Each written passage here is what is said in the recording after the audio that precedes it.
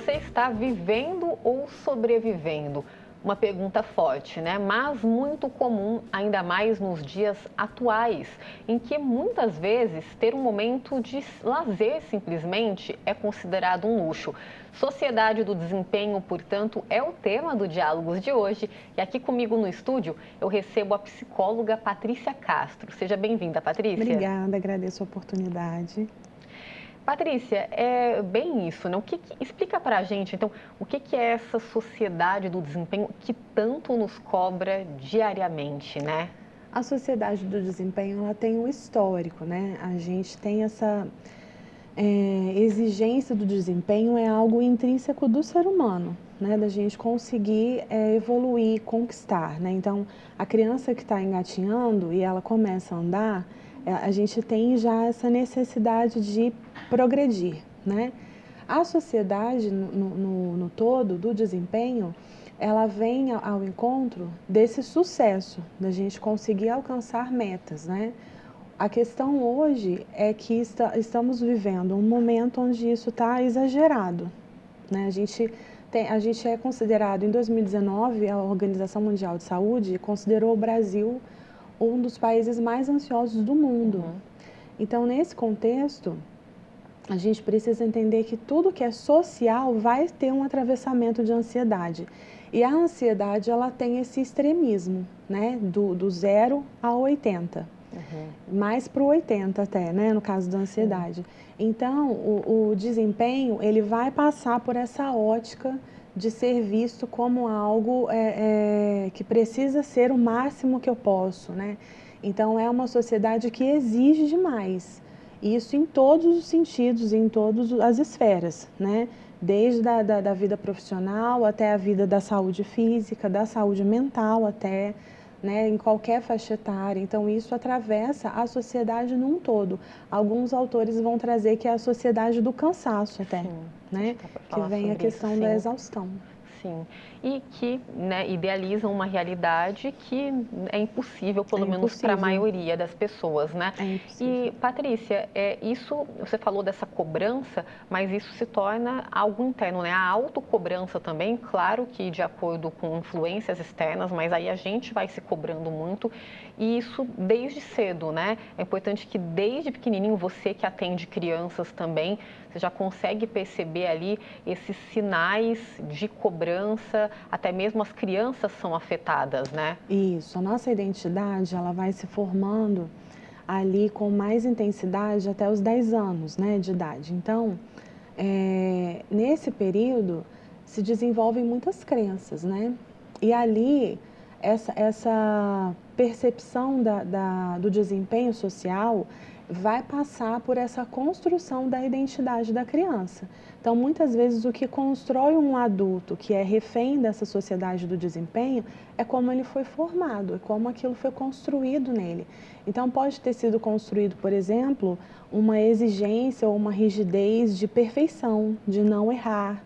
E isso vai fazer com que ele tenha muita dificuldade em passar pelo processo, às vezes, dessa progressão de alcançar um objetivo que ele tenha, vai passar pelo processo dele conseguir identificar se aquela necessidade é dele ou é algo que foi colocado para ele alcançar, né? E até então, descobrir isso, exatamente, né, gera esse conflito. Isso vai gerar e vai trazer a baixa autoestima, né? Então,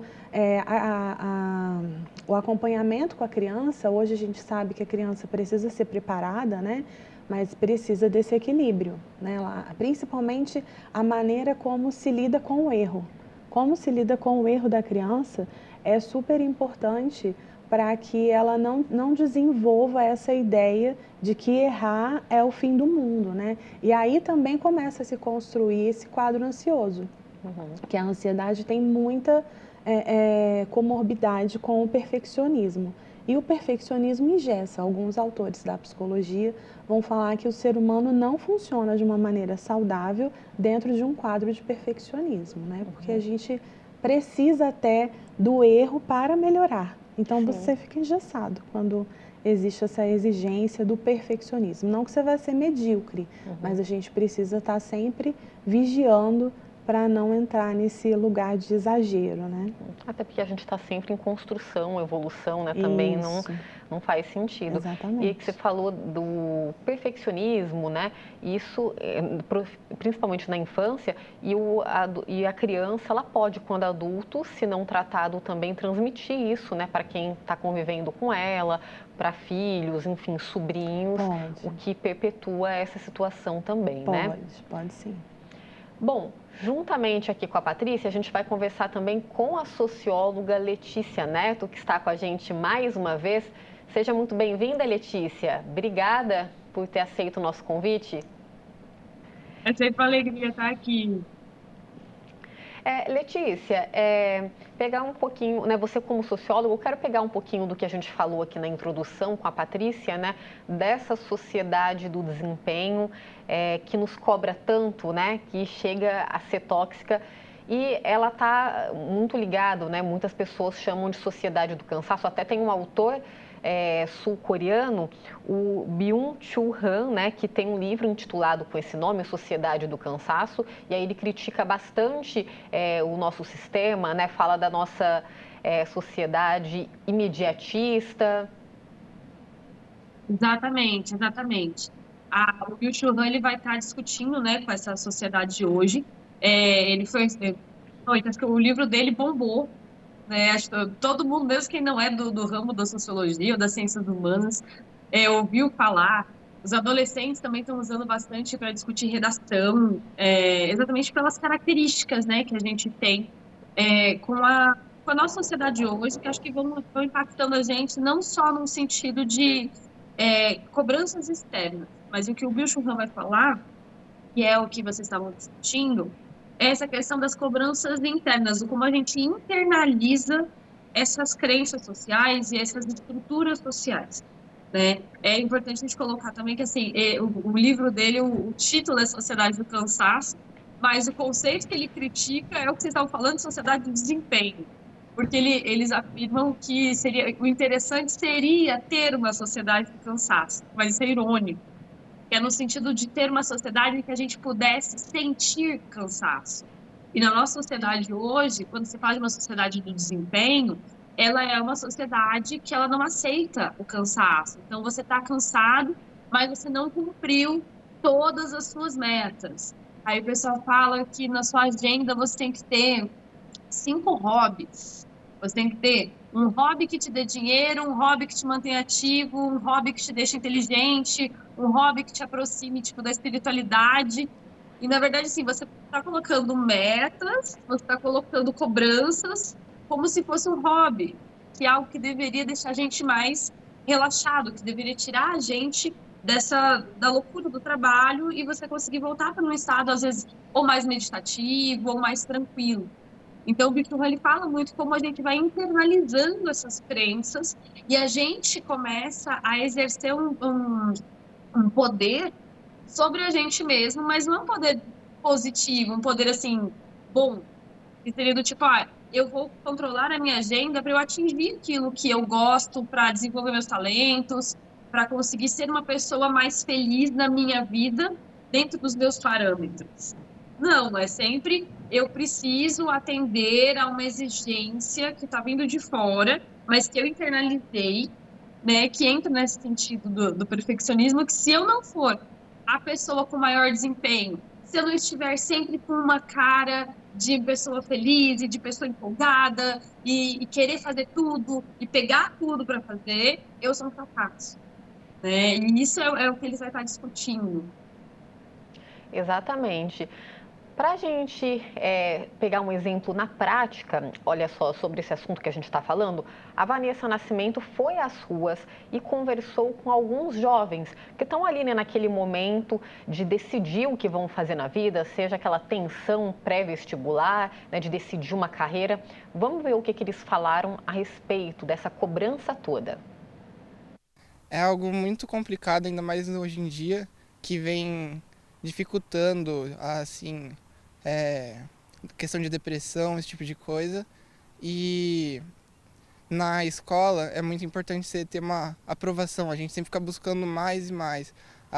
As provas ficam sempre ficando mais difíceis e ainda mais que está chegando o período do vestibulares, do Enem, acho que é algo muito importante. E trabalhar a inteligência emocional.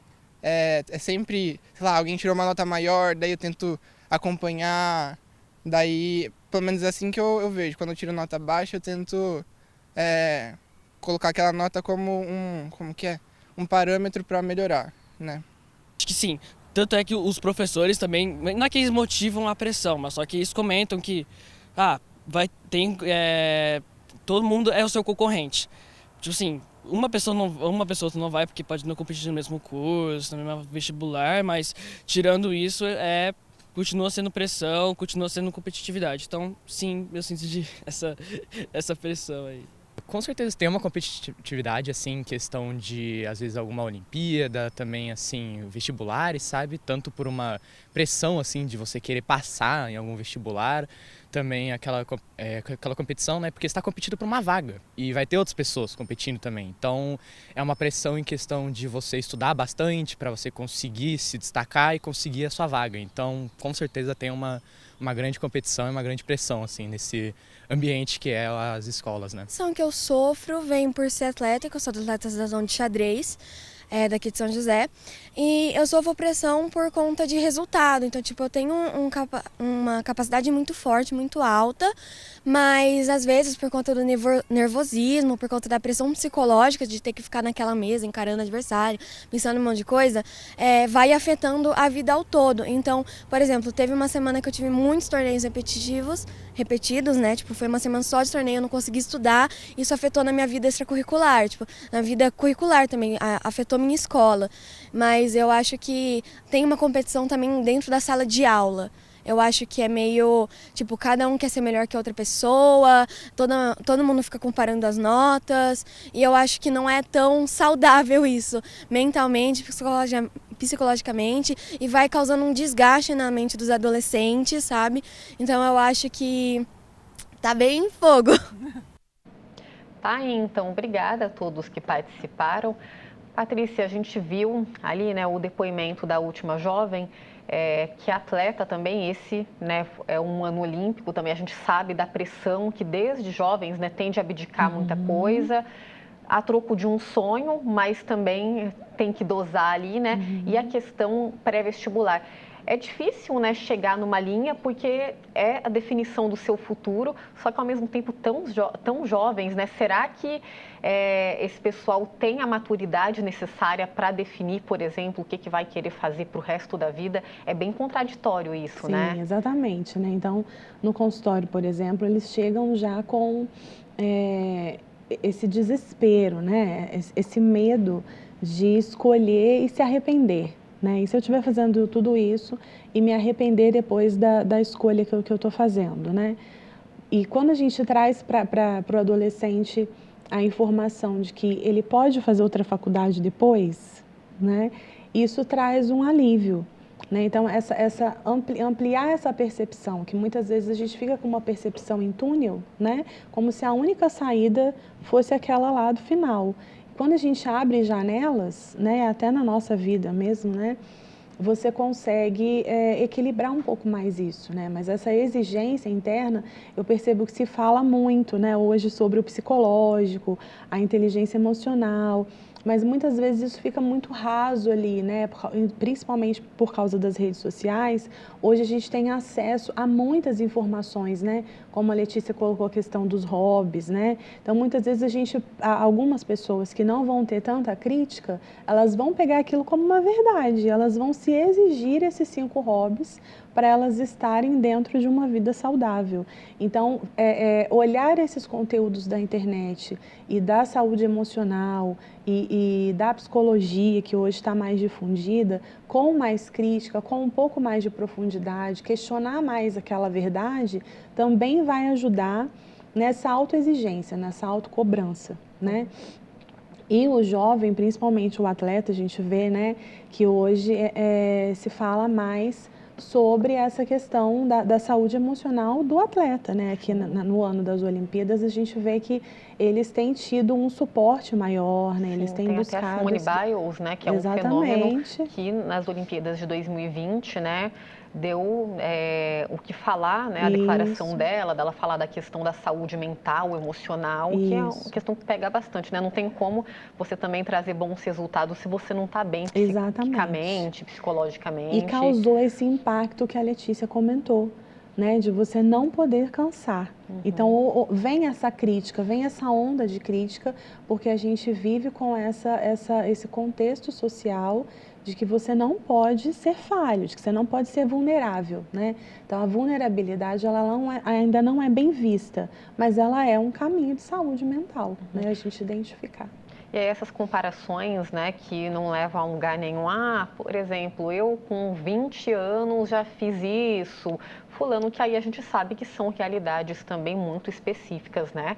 Não dá para comparar, seja a pessoa pela condição social, pelos caminhos, enfim, que ela seguiu, são outros fatores que vão levar em conta, né? Isso, aí entra muito a questão da identidade, né? A identidade, ela é um recurso de saúde mental indispensável, que, na minha opinião, deveria ser trabalhado muito mesmo na formação humana, né? Na parte escolar ali, né? A identidade é quem eu sou, o que eu quero ser, quais são minhas potencialidades, né? Às vezes a gente tem a teoria das inteligências múltiplas, né?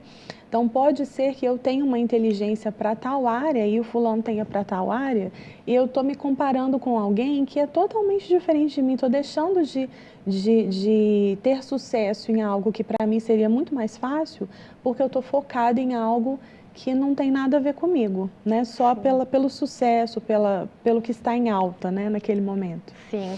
Letícia, quero voltar com você. A gente viu ali aqueles jovens e teve um que me chamou a atenção falando dessa cobrança para o vestibular, né? Que é como se todos fossem seus concorrentes ali na sala. E aí teve um aluno que até mencionou a própria escola, às vezes os professores. Você como professora, né? Como que você sente ali no dia a dia? E aí eu aproveito para te perguntar como que ali a escola mesmo, professores e familiares podem ajudar nesse momento, focando, né, nesses jovens, nesses adolescentes quase entrando na vida adulta, que estão nesse período tão decisivo da vida? Olha, a gente vê acho que um misto de discursos dentro da escola. Ao mesmo tempo que a gente tem alguns professores, né, por exemplo, na minha época, né, eu prestei vestibular ali em 2009. Então, a gente tinha professores, tipo, gritando na sala, porque realmente tinha que se empenhar e a gente precisava entender que nós estávamos numa competição que era quase uma guerra. Era isso, né? Tipo assim, então, era uma pressão muito grande.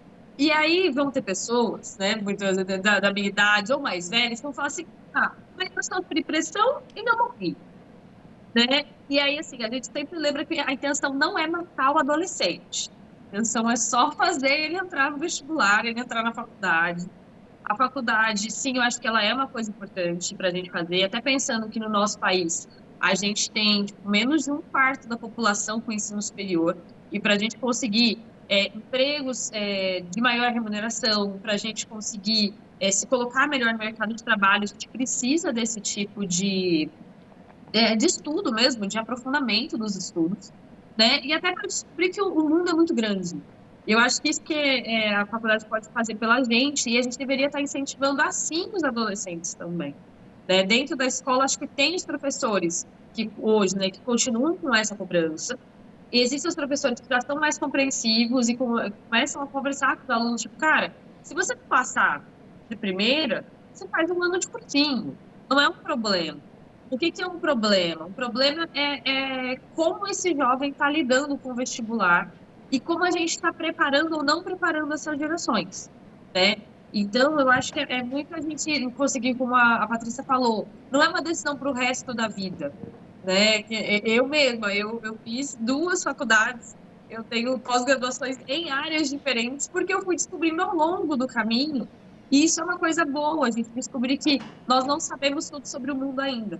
Isso faz com que a gente consiga, na verdade, se motivar a estudar e a conhecer. Para o Byung-Chul Han, né, pensando no autor que a gente estava falando, ele fala que uma das coisas essenciais para a gente ter é tédio. né? Ele junto com outros autores. Então, a gente vai ter uma necessidade, tipo, dentro de uma sociedade no cansaço, uma sociedade que a gente pode cansar. A gente precisa de momentos de tédio. Então, assim, para um adolescente que está se formando, que está formando a sua mentalidade, está formando sua identidade, como vocês falaram, está formando o seu cérebro, o cérebro não para de se desenvolver, né? Ele vai terminar ali mais ou menos por volta dos 25, 28 anos no seu desenvolvimento. Então, assim, o quão é necessário a gente deixar esse adolescente num estado tão de alerta como se ele estivesse indo para a guerra para fazer uma prova, sendo que para fazer uma prova você precisa de um estágio de mais concentração. Então, assim, são esses discursos que ficam dentro da escola e eles estão conflituosos, tá? Só que, às vezes, o discurso que mais pega nos adolescentes não é o dos professores que são compreensivos. É o do professor que está assustando eles com a ideia do vestibular e de ser uma decisão para a vida inteira, que você não pode mudar, que você tem que ser maduro para decidir agora. Né? Bicho de sete cabeças, né? Exatamente. Então, acho que assim, é sempre a gente conseguir pensar nesse sentido, como acolher esse adolescente, mas falar, sim, essa decisão é importante. Você está pensando sobre o que você quer fazer, sobre se desenvolver. Mas pode voltar atrás e não tem nenhum problema em relação a isso, né? A gente vai continuar falando desse tema que é tão atual no próximo bloco. Fiquem com a gente porque é rapidinho, voltamos já já.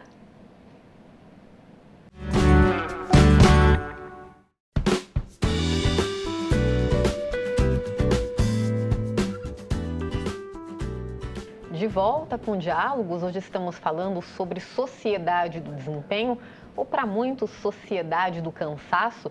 Eu recebo aqui no estúdio a psicóloga Patrícia Castro e de forma remota a socióloga Letícia Ferreira Neto.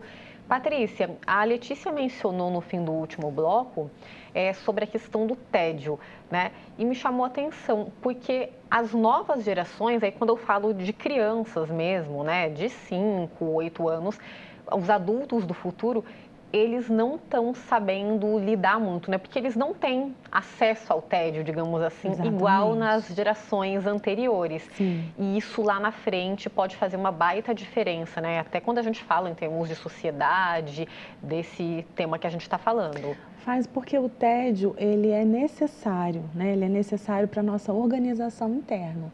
Então, afeta também a dificuldade em viver o tédio, essa percepção do ambiente, né? Para a gente conseguir fazer uma prova, por exemplo, você precisa perceber, estar presente, né? O Mindfulness fala um pouco sobre isso, né? Ensina um pouco essa prática de você estar presente no presente. E o tédio traz isso, traz essa comunicação interna com aquilo que você está percebendo, com o que você está sentindo. E, de alguma forma, hoje, tanto as crianças quanto os adultos, nós temos anestésicos o tempo todo, né? Então, o celular, o Instagram, as redes sociais, né, as séries. Hoje a gente tem acesso a muitos recursos que nos dão prazer, são prazerosos, mas é ilimitado. E isso desfavorece a nossa saúde mental, porque bloqueia essa necessidade que a gente tem de perceber, e a gente só consegue ter um pensamento criativo, de encontrar soluções, de encontrar outros caminhos, quando a gente para, né? Então, às vezes, você parar e não ter o que fazer vai te favorecer um pensamento criativo. Esse pensamento criativo, ele vem para a resolução de soluções, né? Então, é um desafio hoje, né, em vários aspectos, né, da sociedade, esse retorno ao tédio, porque o tédio virou uma palavra ruim, né? Então, o tédio, ele tem uma conotação ruim. E muitas vezes o tédio é viver esse cansaço. É você conseguir descansar, é você se permitir não fazer nada. Né? E estar confortável ali. No começo vai gerar um desconforto, porque vai ser uma mudança de algo já conhecido pelo cérebro, mas com o tempo a gente vai conseguindo encontrar prazer também nesse descanso, porque é necessário para o nosso corpo, para a nossa sobrevivência saudável. E aí é um desafio, né? Você falou do tédio, de às vezes simplesmente usar o tempo para não fazer nada, né? Para descansar. Só que a gente tem uma sociedade que cobra que você tem de ser produtivo o tempo todo, né? E isso é muito tóxico, né? Às vezes até grupos falando, mas eu tô aqui, eu tô trabalhando nisso, aquilo. Eu falo francês, inglês, alemão, italiano, enfim. E enquanto a outra pessoa ainda está aprendendo inglês, no caso de adultos, né? A gente falou muito das crianças e ali dos adolescentes entrando para a fase adulta no primeiro bloco. E agora, nessa vida adulta, né? É um baita desafio, porque você não vai ser, né? Ninguém quer ser medíocre. Você tem de se esforçar para suas coisas, mas também tem um limite ali, né? Ser produtivo o tempo todo é tóxico. Exatamente. Você precisa ter o momento do lazer, né? E um lazer que te descanse, né? Muitas vezes o lazer também cansa, né? Então, eu vou fazer um lazer onde eu vou competir com alguém, onde eu vou entrar num torneio. Isso é o meu lazer. Não, às vezes você precisa de um lazer que te descanse, que te deixe parado, né? E estar parado para algumas pessoas é um desafio muito grande. Muitas vezes a gente trabalha isso no consultório, né? E eu percebo que é um sofrimento mesmo parar, porque não só no sentido físico, mas confronta essa crença já construída de que você precisa produzir o tempo todo. Então, o processo terapêutico, ele acontece na desconstrução disso, na desconstrução de uma inverdade, né? De algo que foi colocado de uma maneira exagerada, não de uma maneira perversa, né? Não foi algo para maltratar aquela criança, né? Mas de uma maneira exagerada, muitas vezes de pais que não tinham condições financeiras e o estudo, né? E ter alguma coisa na vida era o auge. Então, foi colocado de uma maneira muito intensa sobre alguma geração e isso vai sendo passado, né? Só que a questão do tédio, ela vem com essa necessidade para a gente conseguir se reconectar, né? Sim. Letícia, pegando esse gancho, vai muito do que o Bian descreve no livro também, da gente sempre estar em débito com a gente mesmo, né? E aí essa cobrança, mas eu tenho que aprender a falar várias línguas, eu tenho que ter tenho que ter mestrado, doutorado, pós-doc, enfim, um colega meu já tem tudo isso e eu estou aqui parada, estagnada, é uma conta difícil de fechar. Exatamente, exatamente. O Bichovan, ele fala sobre uma tirania da positividade, né? Que vai ser nesse sentido em que a gente é realmente obrigado, né? Mas a gente não é obrigado pelos outros, nós nos sentimos obrigados por nós mesmos. Então, assim, é uma tirania da positividade, realmente ser algo sempre afirmativo, positivo. Eu preciso estar fazendo, eu preciso estar correndo, eu tenho que saber quais são as minhas metas, eu tenho que conseguir ter o meu trabalho e ter uma renda extra. Eu preciso, tipo assim, preencher o meu dia inteiro. Então, ele começa a falar desse investimento que as pessoas começam a fazer em multitarefas. Só que as multitarefas, elas não necessariamente, elas realmente conseguem ser feitas de uma forma que tenha um bom resultado, que é de uma forma que a gente consiga fazer isso para realmente colaborar com uma vida boa, né? Muitas vezes a gente está apenas colaborando a gente está atendendo a necessidades, a gente está atendendo a status sociais, tá? E que às vezes não dizem muito sobre a gente. Então, como a Patrícia falou, né? É muito você conseguir desconstruir essas ideias. Com certeza, a gente precisa de apoio dentro disso, né? Da gente conseguir fazer essa discussão de qual é a vida que eu estou levando. Como a Patrícia falou, desse lazer que não descansa. Eu tinha uma colega do CrossFit, né, que ao invés de dormir, de descansar, ela era professora, dava muita aula, ela ia pro CrossFit. Eu falava, mas amiga, você tá cansada, dorme, entendeu? Só que ela não consegue parar. Se a gente vai ver, quando a gente entra de férias, a gente demora para entrar num ritmo de férias, né? Exatamente por quê? Porque a gente fica acelerado o tempo todo. E isso é uma característica do nosso trabalho hoje também. Pensando que, por exemplo, a gente consegue, pelo celular, pelo computador, continuar trabalhando. Então, a gente leva muito trabalho para casa, o trabalho, ele invadiu os momentos de lazer. Então, essa constante, esse pensamento do desempenho, esse pensamento de eu tenho que estar ativo, ele invade todas as áreas da vida. E ele não é um pensamento que vem só da gente, ele vai ser um pensamento formado por esse sistema, que é, inclusive, uma das nossas marcas hoje do século XXI, é que nunca se trabalhou tanto na humanidade. Só que a que custo? Exatamente. É isso. Bom, eu vou chamar agora a repórter Vanessa Nascimento novamente, que ela vai citar para a gente algumas das principais doenças acometidas por estresse, aquelas famosas doenças do século XXI, como são popularmente conhecidas. É com você, Vanessa. Pois é, Dani, entre as principais doenças causadas pelo estresse no ambiente de trabalho, eu posso destacar algumas aqui, ó, a insônia, a síndrome de burnout, síndrome do pânico, depressão, transtornos alimentares, problemas cardiovasculares, problemas de pele também, né? E atualmente, você sabia que o Brasil é o segundo país com mais casos diagnosticados no mundo do problema de burnout, né? Então, esse é um assunto sério que você está tratando aí no programa e, de acordo com dados da Associação Nacional de Medicina do Trabalho, aproximadamente 30% dos trabalhadores brasileiros sofrem com a síndrome de burnout, uma doença ocupacional reconhecida e classificada pela OMS. Dani. Tá aí então, para a gente ver como que a situação é séria. A gente vai falar mais sobre o burnout, né, que está muito mais conhecido nos últimos anos. Ao longo do programa, a gente tem até um depoimento no próximo bloco sobre este assunto.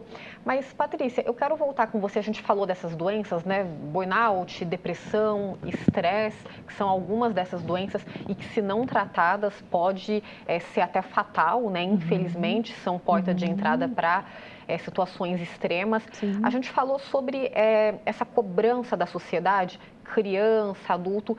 Mas, no caso, para as mulheres, para as mães, que você atende muito também, né?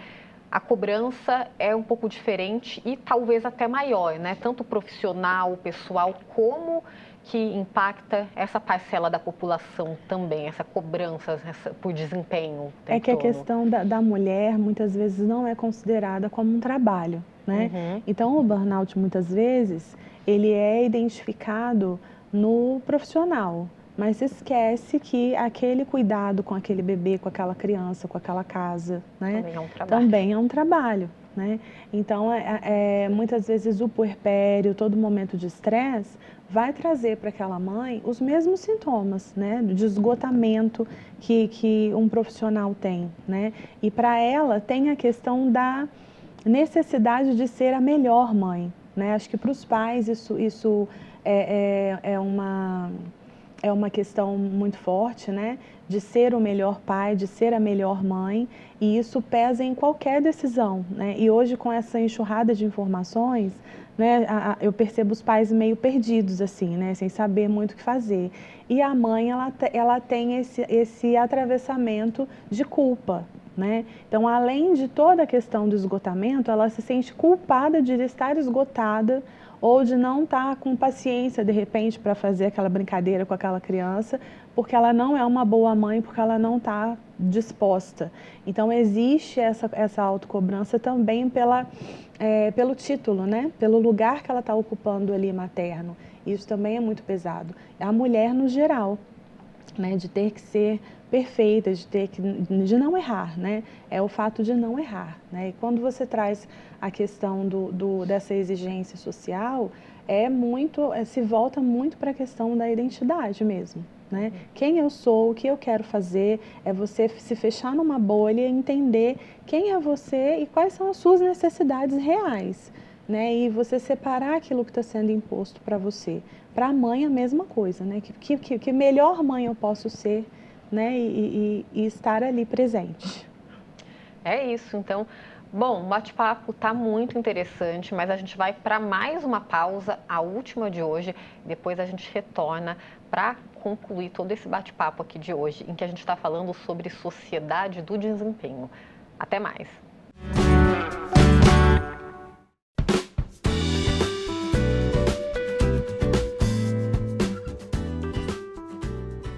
De volta com o Diálogos da Cidade, eu estou aqui com a Patrícia Castro no estúdio, que é psicóloga e que está conversando com a gente, juntamente da Letícia Neto, sobre sociedade do desempenho, que para muitos pode ser também uma sociedade do cansaço, não é mesmo?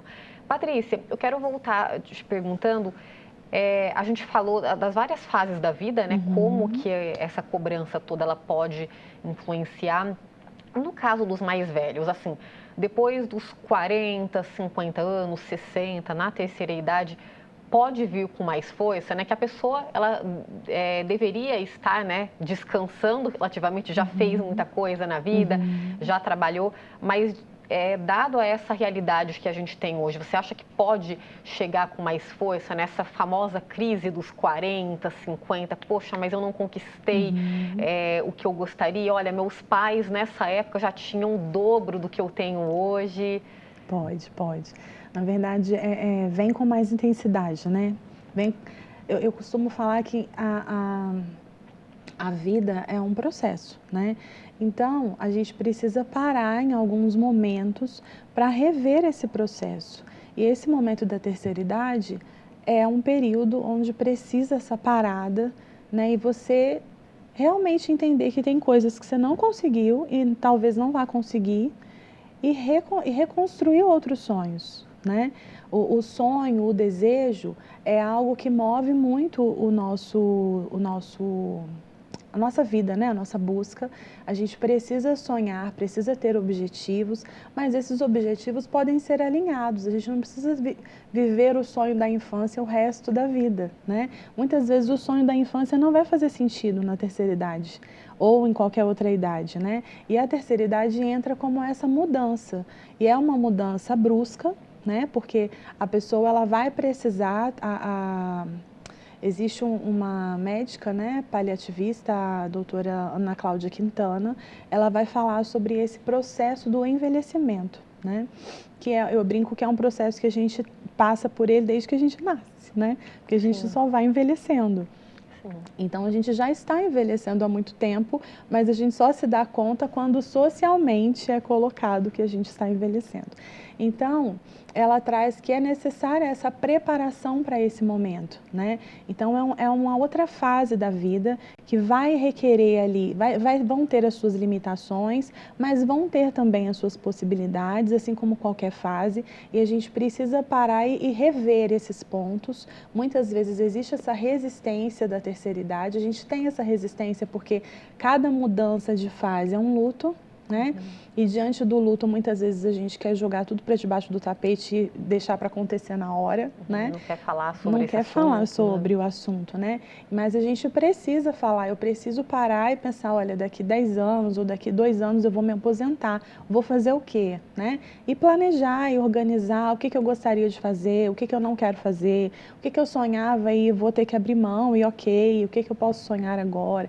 Essa reestruturação, ela vai ser necessária durante a vida toda. Só que como eu coloquei lá no começo, um país que a ansiedade é algo muito presente, a ansiedade é rígida. Então, ela vai atrapalhar essa flexibilidade de revisão de vida, de entender o que eu conquistei e o que eu não conquistei e a partir daqui o que eu posso fazer e o que não dá para fazer mais. E seguir. Né? E traçar outros sonhos, traçar outros métodos. Tem um livro muito interessante, o nome é A Bailarina de Auschwitz, né?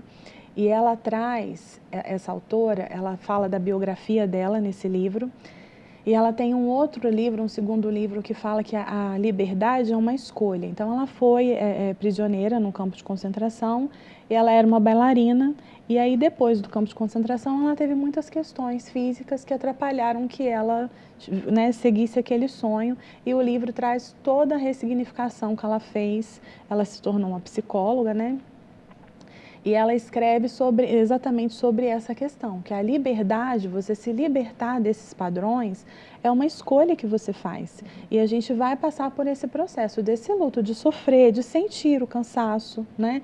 De sofrer, de não conseguir realizar aquele sonho ou ter aquele propósito, de parar um pouco para ter outras ideias e se olhar e se conhecer para saber o que eu quero fazer ainda, né? Tudo Não isso se vai culpar, ajudar, né, não pelo se que não culpar, fez. não se culpar, né? Você entender que você pode prosseguir de outra forma e não significa que vai ser uma forma pior, pode ser até melhor, né? E como psicóloga, né, Patrícia, eu acho que esse processo da pandemia mexeu muito também com a sociedade como um todo. Muitas pessoas começaram, né, a olhar mais para dentro de si, para o seu entorno, né, o que eu quero. A Letícia comentou da questão do home office, que não é o foco do programa, mas assim, muitas pessoas, e também não vamos romantizar, mas muitas pessoas acabaram indo para o interior, né, tendo, sei lá, seja mais contato com a natureza ou mais, ficando mais próximo da família, né, porque essa cobrança insana de você ser produtivo, né, você quer ser promovido, por exemplo, você muitas vezes dedica lá 12, 15 horas ou mais do trabalho e você acaba não tendo tempo para você fazer as coisas, né, que te fazem bem. Aí me veio na cabeça agora o filme Clique, do Adam Sandler, que fala muito disso, né? Ele lá esperando, trabalha muito, ele lá esperando a promoção, mas a promoção vem dali muito tempo, né? E aí a família, né, já mudou, os filhos já estão grandes, aí ele se pergunta, faz aquela reflexão, né? Do que valeu tudo aquilo, se eu perdi também todo esse tempo, que não vai voltar, né? Então, é uma reflexão para se fazer também. Sim, é importante a gente pensar que a gente tem um tempo, né? A gente não é infinito aqui, né? Então, a gente precisa usar bem esse tempo. E um recurso que vai te ajudar, e a pandemia trouxe essa conscientização, a pandemia trouxe a conscientização da possibilidade da morte, né? Então, o contato com a morte, ele traz para nós, muitas vezes, uma revisão de como eu estou vivendo a minha vida. E aí esse contato trouxe na pandemia essas mudanças. Nossa, acho que eu preciso estar mais com a minha família, preciso melhorar nisso aqui. Então essa revisão, essa ideia de que eu posso não estar, ela não pode ser exagerada, né? Senão ela vai causar um outro transtorno, mas ela precisa ser muitas vezes revisitada, essa ideia, essa consciência precisa acontecer para que você consiga valorizar o que realmente precisa ser valorizado. Você pode se empenhar para uma promoção? Pode, mas você precisa não ser engolido por isso. Ó, esse período aqui eu vou passar nesse objetivo. Até onde eu vou, né? Então, eu sempre converso sobre essa autovigilância. Eu preciso ser autovigilante. Eu preciso saber quem eu sou, quais são os meus limites, né? Até onde eu aguento, onde eu preciso falar não. Eu brinco no consultório que a gente é igual uma fazenda, né? Você tem sua cerquinha ali, né? Então, ninguém pode entrar sem você deixar e você precisa saber que você também tem um limite para estar. Então, a gente precisa ter essa autovigilância que a pandemia trouxe para você não exagerar. A questão é o exagerar, né? A chave da saúde mental é o caminho do meio, é o equilíbrio, né? Eu não posso estar no 0, mas eu também não preciso estar lá no 100. Às vezes eu vou conseguir estar 100% no auge do sucesso, ok, mas eu não posso me viciar naquilo, eu não posso ficar refém daquilo, né? E o filme traz muito isso, né? De você conseguir fluir nessas áreas da vida, né? Vai ter tempo que profissionalmente você vai estar excelente e na família você vai estar com algum desafio e vice-versa. E a gente precisa olhar para essas partes e entender que não precisa estar tudo perfeito. Às vezes aqui não vai estar tão legal. Que nunca vai estar, né? Que a gente não tem de idealizar isso, né? Também. Exatamente. É isso mesmo. É isso. Inclusive, esse filme é bem interessante. Para quem não assistiu, quiser reassistir, está disponível nas principais plataformas de streaming. Assistam, é bem interessante mesmo. Bom, a gente está falando de cansaço, a gente vai receber então agora um depoimento na prática da jornalista Mirella Bergamo, que teve um episódio de burnout e precisou ficar afastada do trabalho por meses. Ela encaminhou um depoimento para a gente, vamos conferir. Foram quase 20 anos trabalhando como repórter e apresentadora de televisão. E quem é dessa área sabe muito bem que é uma vida sem rotina, em que você não tem horário para entrar, não tem horário para sair, trabalha finais de semana, feriados, e você também viaja muito. Eu sou uma pessoa muito calma, e eu comecei a me irritar com mais facilidade. Eu sempre tive muita vontade de trabalhar, eu sempre gostei muito do meu trabalho. Mas quando chegava domingo, eu falava, ai meu Deus, está chegando domingo, e agora o que eu vou fazer? Aí eu começava já a ficar desconfortável com a situação de ter que ir ao trabalho. Eu comecei a ir ao trabalho e me isolar, eu não queria ficar perto das pessoas, me incomodava. Eu tinha dificuldade, inclusive, de me relacionar com as pessoas ali do trabalho, porque eu não queria mais estar ali. Mas eu não admitia isso para mim mesma. E aí começaram a vir os sintomas físicos, né? Eu comecei com um processo de insônia muito forte, eu comecei a ficar doente com muita frequência, né? Então, aquela gripe que vem todo mês, aquele resfriado, uma infecção urinária, uma conjuntivite, uma herpes, coisas que mostram que o seu sistema imune está com algum tipo de problema, é um alerta, né? Tá alguma coisa acontecendo aqui. E o mais importante desses sinais, que foi o que me levou a buscar ajuda, foi quando eu comecei a perceber que eu estava perdendo o equilíbrio ao caminhar. Começou lavando os cabelos no chuveiro. Eu falei, nossa, tá esquisito. Quando eu fecho os meus olhos, eu começo a bambear. Fui fazer um exame. Não era uma labirintite, não era, estava tudo certo. E só que isso começou a progredir. A ponto de um momento, eu não consegui mais caminhar sem a ajuda das pessoas. E assim, por mais 3 anos, eu continuei fazendo as mesmas coisas que eu fazia antes de adoecer pela primeira vez. A conta chegou, não é? E ela chegou com muito mais força na segunda vez, né? Eu comecei aí sim com um quadro de insônia muito pesado mesmo, assim, de realmente passar noites e noites em claro, pensamentos acelerados, assim, que eu não conseguia mais relaxar, não conseguia mais, muita irritação e muitos sinais físicos. E eu fui entender o que realmente estava acontecendo comigo e aceitar o que estava acontecendo comigo, porque a aceitação é muito difícil. A gente acha que a gente é fraco, porque tá só comigo, porque todo mundo consegue, eu não tô conseguindo. A gente se coloca no fundo do poço nesse momento. E eu fui buscar ajuda. Por 6 meses eu fiquei em licença médica, me cuidando, me tratando. E nesses 6 meses eu fui colocando a cabeça no lugar para também compreender por que isso tinha acontecido comigo, o que isso queria me avisar. É claro que uma pessoa, depois que tem um burnout, ela fica mais sensível, né? Você tem um limiar do estresse menor do que outras pessoas. Mas eu nunca mais voltei para aquele ponto.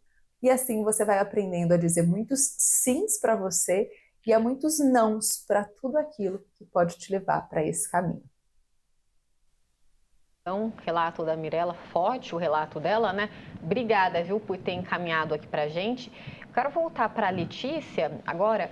Letícia, é assustador, né, a gente pensar que nós enquanto sociedade, né, estamos colaborando para que isso se perpetue, né? E aí pensando no agora, nas novas gerações também, se nada for feito, o que a gente pode esperar do futuro é preocupante, né? Em níveis a gente tem aí o burnout, a ansiedade, que já é forte aqui no país, depressão e várias outras síndromes, outros transtornos relacionados a essas exigências também. Sim, sim. E o Byung-Chul Han, ele inclusive coloca isso também no livro. Eu acho que é uma coisa tão né, gritante, latente. Ele vai falar que a gente está numa sociedade imunológica. A gente tem violências imunológicas exatamente porque a gente começa a atacar a gente mesmo. Então, tanto a gente tem como grandes doenças hoje, doenças autoimunes, né, como a própria entrevistada colocou, que ela foi tendo conjuntivite, infecção urinária, a gente vai desenvolvendo, né, essa coisa que o nosso sistema imune ele não consegue mais combater. Quando a gente começa a atacar nós mesmos, né? E ele vai colocar isso tanto no sentido biológico, né, pensando nas estatísticas, quanto pensando realmente em como a gente lida com essa pressão social. E realmente a gente precisaria entender que é uma pressão social, ela não vai embora. Porém, quem faz a sociedade? É a gente. Então, como a gente lida com o outro, como a gente lida com os nossos colegas, como a gente lida com os nossos empregados, como a gente constrói isso e como a gente pode não reproduzir essa lógica. O que ele vai colocar é que uma das características, né, da sociedade do desempenho é que esse desempenho ele é constantemente idealizado. Então, não existe ninguém, se você perguntar, que esteja feliz com o próprio desempenho, porque é um projeto. É um projeto de ideia que você tem que estar constantemente em movimento, constantemente se superando. E aí ele vai colocar que a sociedade de desempenho, ela tem por característica fazer todo mundo falhar. Só que isso é desesperador, se a gente for pensar. Então, não importa quantas línguas você fale, vai faltar uma. Não Sempre importa vai faltar alguma coisa. quantos cursos, quanto tudo. E aí a gente acaba se prejudicando, né? Inclusive, teve um caso na China, eu até procurei aqui a matéria, né? A BBC lançou em 2020, que era um caso de jovens, especialmente, que se chamava Vingança do Sono. A galera começou a parar de dormir para conseguir ter um pouco de prazer, para ter um hobby, para conseguir fazer coisas que realmente queria fora do trabalho, por questão não tinha tempo. Então a gente começa a descontar no corpo e a gente sabe que não dormir é extremamente nocivo para o corpo, né? A ponto realmente às vezes da gente não chegar à velhice, da gente não chegar com saúde na velhice. Porque a né? conta vem com força, né? Exatamente. Letícia, a gente está um tempo apertado, quero te agradecer, viu, mais uma vez por ter aceito o nosso convite. Você é sempre bem-vinda aqui, viu? Obrigada, mais uma vez. Obrigada, Dani. Muito, muito contente de conversar com vocês, com a Patrícia também. É isso, até a próxima, até mais. Patrícia, rapidamente, então, as palavras-chave seriam autoconhecimento e muita terapia também para auxiliar nesse processo todo. Isso, pelo menos uma vez, eu brinco, né? Eu falo, pelo menos uma vez a pessoa precisa se submeter à terapia para ela saber identificar, diagnosticar, né? Fazer um raio-x ali emocional de como ela está, quem ela é, desse manual de instruções que a gente precisa ter, né? Mas o autoconhecimento, ele é uma palavra-chave para você saber o que fazer diante daquilo que é apresentado para você, né? Então, se é apresentado uma proposta, uma pressão, um sonho, um objetivo, você precisa olhar aquilo com crítica, né? Para você não comprar tudo que te é apresentado. Essa compra, ela é muito perigosa, né? E quando a gente se autoconhece, você se autogerencia melhor. Isso favorece muito com que a gente não fique refém dessa sociedade aí do cansaço, do desempenho, né? É isso, obrigada, viu? Eu que agradeço, um prazer estar com vocês. É isso, pessoal. Então, autoconhecimento, lembrando que ele é um processo que continua sempre, né? Você sempre tem de estar evoluindo, se autoconhecendo, até para você saber o seu limite, né? Até onde você diz sim, diz não. Então, fiquem atentos. Muita informação também. O Diálogos da Cidade de hoje fica por aqui. Para você rever todo esse bate-papo importantíssimo na íntegra, vocês podem acessar o youtube.com/tvcâmarasjc, os canais 12.3, que é o nosso canal aberto, além do 7 da NET e o 9 da Vivo. Para saber curiosidades da TV, sugerir pautas para os programas também, vocês podem nos acessar pelo Instagram, que é o @tvcâmarasjc. Eu quero agradecer também aos intérpretes de Libras que estão conosco toda semana. É a TV Câmara prezando pela acessibilidade. E é isso, estaremos de volta novamente semana que vem, a partir das 4 da tarde. E eu espero vocês. Até mais!